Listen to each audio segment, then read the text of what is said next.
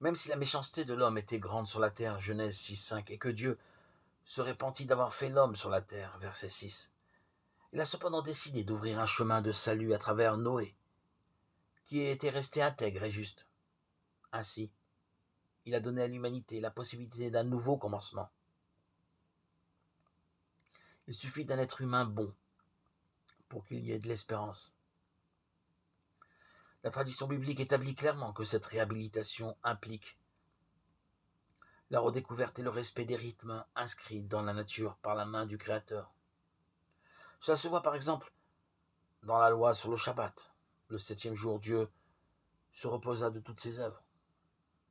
Par ailleurs, une année shabbatique fut également instituée pour Israël et sa terre, tous les 7 ans, pendant laquelle un repos complet était accordé à la terre. On ne semait pas, on moissonnait seulement ce qui était indispensable pour subsister et offrir l'hospitalité.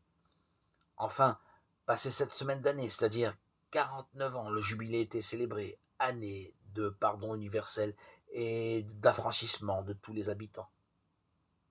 Le développement de cette législation a cherché à assurer l'équilibre et l'équité dans les relations de l'être humain avec ses semblables et avec la terre où il vivait et travaillait. Mais en même temps, c'était une reconnaissance que le don de la terre avec ses fruits appartient à tout le peuple.